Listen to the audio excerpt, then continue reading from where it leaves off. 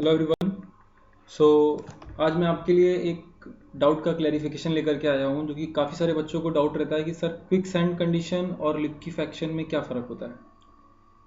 तो मैं यहाँ पे क्लियर करता हूँ कि दोनों ही कंडीशन, जो क्विक सैंड कंडीशन है और जो लिक्विफैक्शन है, दोनों ही तब होती हैं जब इफेक्टिव स्ट्रेस की वैल्यू ज़ीरो हो जाती है। अगर मैं बात करूँ यहाँ पर इफेक्टिव स्ट्रेस की वैल्यू की, तो इफेक्टिव स्ट्रेस जो होता है वो क्या होता है, टोटल माइनस कोर प्रेशर। किसी भी वजह से अगर इफेक्टिव स्ट्रेस की वैल्यू जीरो हो जाती है तो हमारी क्विक सैंड कंडीशन और लिक्विफैक्शन होते हैं। पर इन दोनों में क्या रिलेशन है उसकी हम लोग जरा बात करते हैं। तो अगर हम लोग बात करें यहाँ पर सैंड बॉइलिंग की, जिसको हम लोग क्विक सैंड कंडीशन के नाम से जानते हैं या फिर सैंड ब्रस्टिंग के नाम से जानते हैं, उसमें जो भी ये क्विक सैंड कंडीशन डेवलप होती है, इफेक्टिव स्ट्रेस जीरो होता है यहाँ पर भी, जैसा मैंने पहले बताया। पर यहाँ पर जो भी कंडीशन होती है वो सीपेज की वजह से होती है। It is due to the seepage condition. और अगर सीपेज कंडीशन की हम लोग बात करें तो हमें भी पता है कि सीपेज जब हो रहा होता है तो सॉइल में से वाटर जब पास करता है, सीपेज जब होता है सॉइल में से वाटर पास करता है, तो सीपेज प्रेशर जो लग रहा होता है वो in the direction of the flow लग रहा होता है। सीपेज प्रेशर हमेशा फ्लो के डायरेक्शन में लगता है। अगर इस डायरेक्शन में फ्लो हो रहा है तो सीपेज प्रेशर इस डायरेक्शन में ही लगेगा, हॉरिजॉन्टल डायरेक्शन में।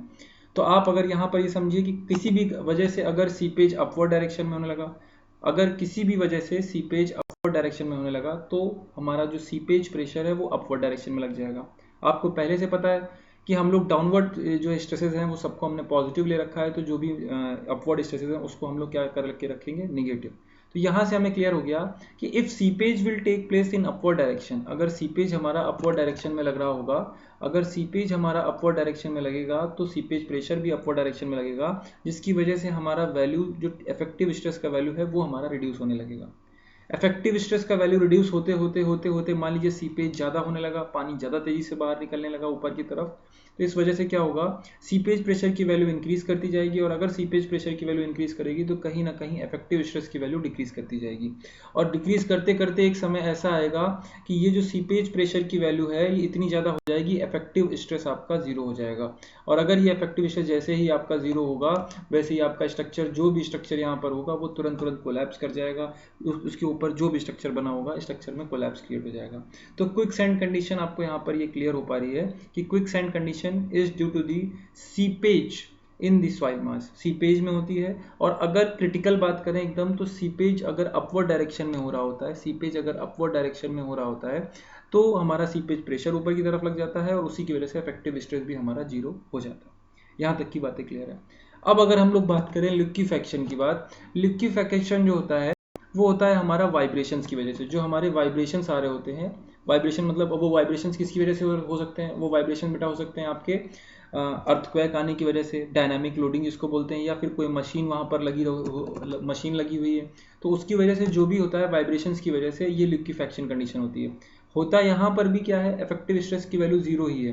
पर ऐसा कैसे हो जाता है उसकी अगर हम लोग बात करें तो देखते हैं, फोकस करिए।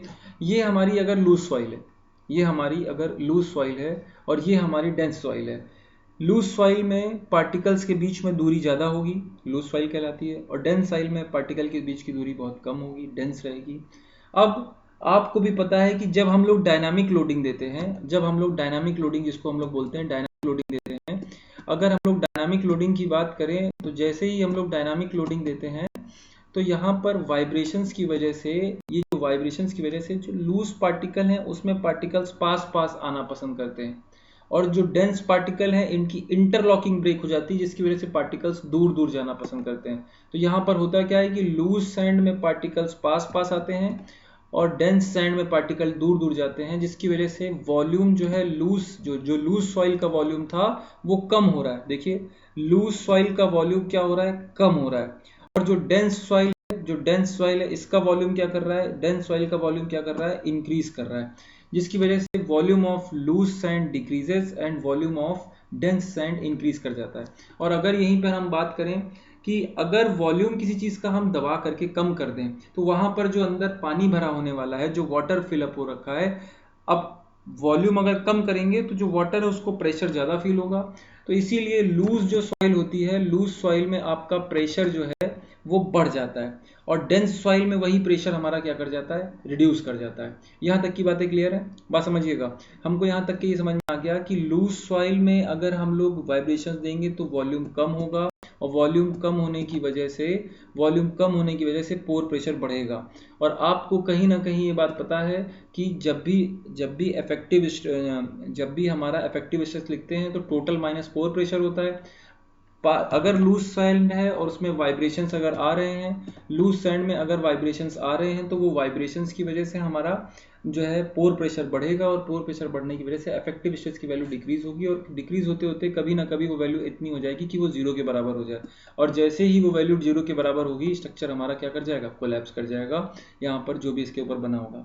तो यहाँ तक की बातें अगर हम समझें, इसको सम अप करें, जो हम लोगों ने पढ़ा है वो क्या है कि अगर हमारी उस क्विक कंडीशन की बात करें तो वो सीपेज की वजह से होता है, जो कि अपवर्ड डायरेक्शन में हो रहा होता है। सीपेज अगर अपवर्ड डायरेक्शन में होगा तो हमारा क्विकसैंड कंडीशन होगा, जिसकी वजह से स्ट्रक्चर फेलियर हो जाएगा। और अगर लिक्विफेक्शन की बात करें तो वो वाइब्रेशंस की वजह से होता है, जिसमें कि लूज सैंड हमारी जो है उसका वॉल्यूम कम होता है। वॉल्यूम कम होने की वजह से हमारा पोर प्रेशर बढ़ता है, और पोर प्रेशर बढ़ने की वजह से इफेक्टिव स्ट्रेस की वैल्यू जीरो हो जाती है। ये हमारा कॉन्सेप्ट है। Okay, thank you.